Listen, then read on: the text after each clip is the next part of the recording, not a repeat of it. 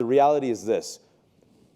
Social media is the weaponized spear of hate right now.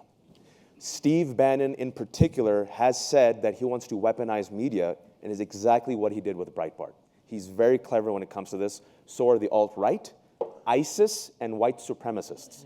Do not underestimate their technological capabilities.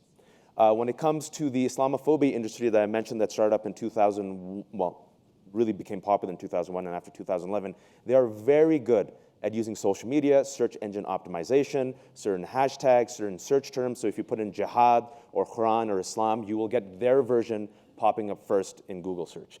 The important point is this, and this is the hopeful point, is that what we have seen through the research, whether it's the alt-right, the white supremacists, or anti-Muslim bigots, it is always a very small, interconnected, incestuous group of people who are very dedicated and committed to their hate.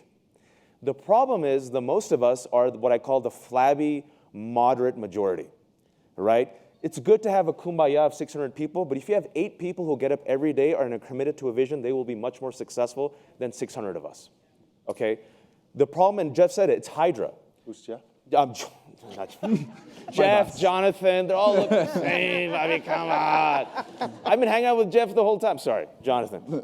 He calls me Fareed. I let him go. This happened earlier.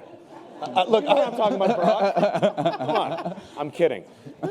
Sorry. Dark humor. Dark humor. Headline, another headline out of this session. All white men look the same to Wajahat Ali. What is... I think that's all Jews. I think it's all Jews.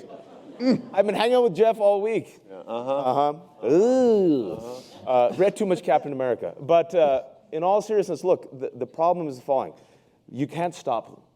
Let me repeat this. You can't stop them. But you have to outpace them. You have to outstrategize them. You have to be smarter. What's failed so far? Top-down government approaches creating narratives that don't stick with authentic communities.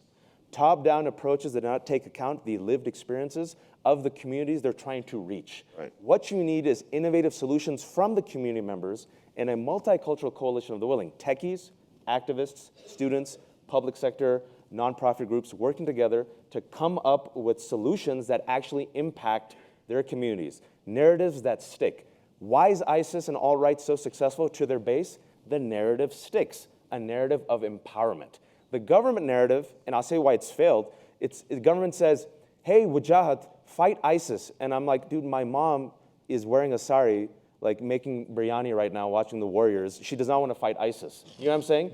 If you give a narrative, an alternative narrative of empowerment, and you give them then the technological tools and train them how to use YouTube, how to use Facebook, how to use Snapchat, how to use Instagram, how to use Twitter to promote an authentic message and narrative with the right messenger, you win over the masses. Because right now, ISIS, the alt-right, white supremacy, they know their base, and they know how to use technology really well to amplify a hateful message that then gets mainstreamed and literally gets tweeted by the President of the United States of America. And I'll give you one example.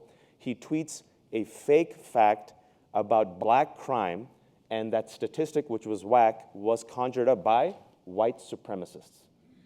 And it was just done through a tweet graphic. Sit with that for a moment.